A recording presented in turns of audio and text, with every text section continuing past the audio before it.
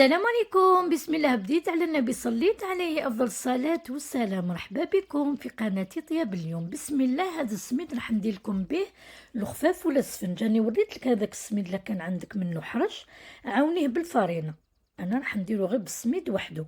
راني درت فيديو قبل هذا تاع الفارينة، تحبي تشوفيه وان شاء الله يعجبك.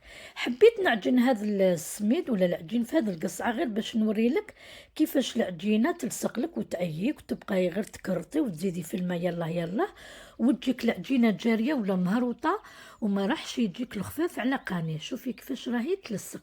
لازم تدلكيها على الرخامه ولا اي نوع عندك تاع القصعه، المهم ما تلصقش، تاع الطين ولا الانوكس ولا سنيوه، المهم سلكي راسك. هذا النوع تاع الخفاف تاع السميد لازم نعجنوه هو يابس. انا العجين ماشي في الماء، لازم في الدليك. وكل مره نعاودها لكم، اي نوع تاع العجين يحب وقته وراحته.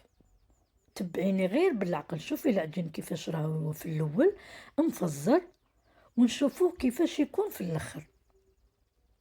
انا لازم توسعي خاطرك وبالك وتدلكيه غير بالعقل، وما تتقلقيش منه. غطيته بساشي، وكل مرة ولي ليه ادلكي وغطي شحال من مرة حتى تجيك العجينة طرية ورطبة ومدلوكة ليس، ماشي غير جارية ومهروطة، وتجيك حرشة. هذوك الحبيبات تاع السميد ما يكونوش ذابوا، بصح كي ديري كيما راني ندير وتدلكيها يذوبوا هذوك الحبيبات، ماشي كيف الدليك.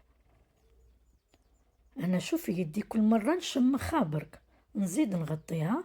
هاد المغرف تاع الخميره زدت عليها نص مغرف سكر مع الماء، خلطتهم وخليتها تتفاعل. وجدت السانوج والملح في الاخر. بعد ما خمرت وطلعت الخميره ندخلها في العجين غير بالعقل، خلطتها، ما ديريهاش على مره. شوفي يدي راني غير نشمخ فيها برك، نزيد نخبط. لازم ديري هكذا باش يجيك مدلوك. بدلوا الفقاعات يبانوا. هذا العجين السميد تاعو ما يشربش. كنت راح نحبس الفيديو وندير هاد العجينه مطلوع. شريت كيلو والله غالب جا النوع تاعو ما يشربش. حبيت باش تتعلموا هاد لي لاستيس، ماشي غنعلمكم الوصفه، نعلمكم العجين يجيكم جاري ولا ما يصلح لكمش. نوري لك كيف تسلكي راسك. زدت هذا المغرف تاع السانوج اللي يحبوه، ماشي لازم. خبطتها ودخلتها في العجينه. كي يجيك العجين جاري ما تتحتميش، ديريه مطلوع خير من اللي تعياي وتخدمي وتخسري عليه الزيت، خساره. ديريه مطلوع خير ويجيك الله الله. انا بقيت دخليه في الخميره حتى تكملي الكيله. انا مال فنشري السميد هايل بال10 كيلو، نعرف له ويجيني هايل هايل. تاع اليوم الله غالب زهري شريت هذا الكيلو، اول مره نشري بالكيلو، مال فنشري بالكميه كبيره. بصح كملته معاك راني مالفن بالعجين وسلكته. انتي لا الله يبارك، كاين انواع بزاف تاع السميد اللي يشرب ويطاوعك في الدليك، خيريه من الاول. انا باش ما يعييكش عياتني هاد العجينه، بصح حبيت نوري لكم هاد لي لاستيس باش تتعلموا وتستفادوا منهم. كما قلت لك التعلم ماشي غير في الوصفه، تتعلم كيفاش تسلكي راسك. الملح دايما خلوه هو الاخر. شوفي يدي غير غطستها باش يشد ويزير العجينه. زد دخلتها في العجينه وانا نخبط فيها. هاد العجينه اليوم زهري. شوفي كيفاش جات. وانتي من الاول خيري النوع اللي تخدمي به، لازم يكون يشرب الماء باش يطاوعك ويساعدك. والخدمه شوفي كيف سهله في الرخامه. على هذه قلت ما ديريش في القصعه تاع اللوح.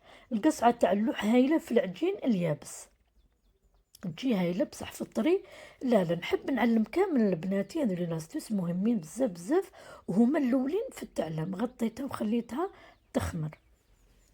خمرت لي العجينه وطلعت. شوفي كيفاش راهي تتكسل هكذاك. وهذا العجين سلكته. نحب العجين بزاف على انواعه.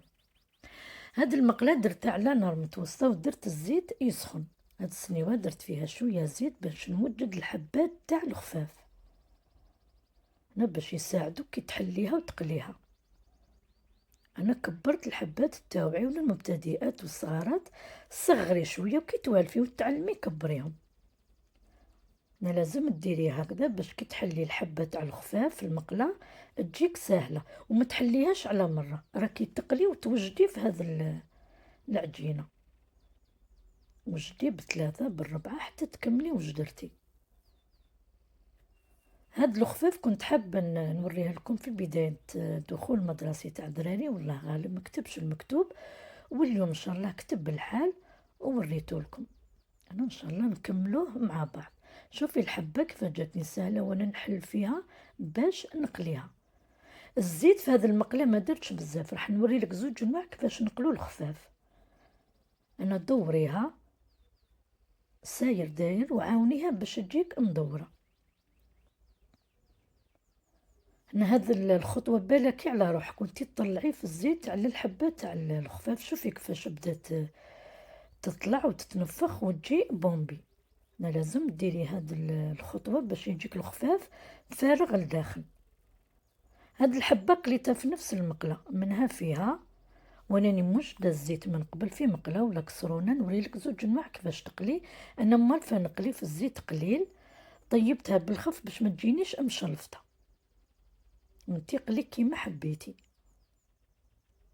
انا ما عرفتيش تكسلي الحبة تاع الخفاف بين يديك، كسليها عاوني روحك في السنيوة باش كي ترفديها تجيك سهلة. ان شاء الله نوعدكم نوريلكم شحال من نوع كيفاش تكسلي الحبات تاع الخفاف تجيك سهلة ومدورة، تجيك متحوفة كي ترميها في الزيت سخون. راني درت شحال من حبة كيفاش تقلي هاد الخفاف، كيف بالك على روحك. راني نأكد ونعاود، انا نخاف على بناتي في هاد الخطوة تاع الزيت كي تخبطيها بالمغرف للصغارات والمبتدئات. شوفي الكسرونة موجدتها من قبل والزيت تاعها سخون. الوجه الاول طيبت على المقلة الاولى، والوجه الثاني في هذا الكسرونة ما طابت وجات حمراء وعلى لون واحد. شوفي كيف جا مبلبزة ومنفخة وخفيفة.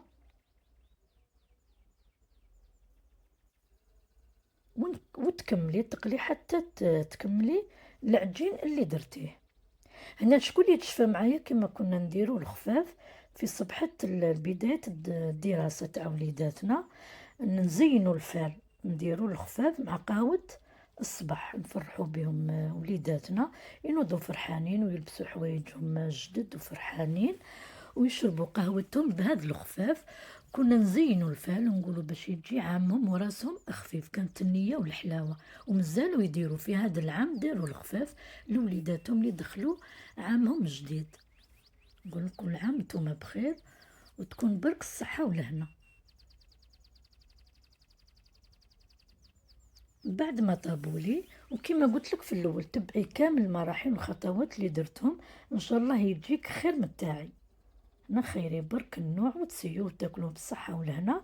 وهذا الخفاف في خاطركم، في خاطر وليداتكم اللي دخلوا جدد ياكلوه بالصحة والهنا، وكل عام وهما بخير. وكما قلنا بكري ان شاء الله يكون عامهم وراسهم خفيف، يكونوا برك بصحتهم ومهنين مع هذا الكاس تاع لاتاي. وان شاء الله نكون انا ثاني كنت معكم خفيفة من بداية الفيديو. نوعدكم في فيديو جديد ان شاء الله. تهلاو في رواحتكم بصحتكم، ودائما ما تنسوش تصلوا على النبي عليه افضل الصلاة والسلام، والسلام عليكم.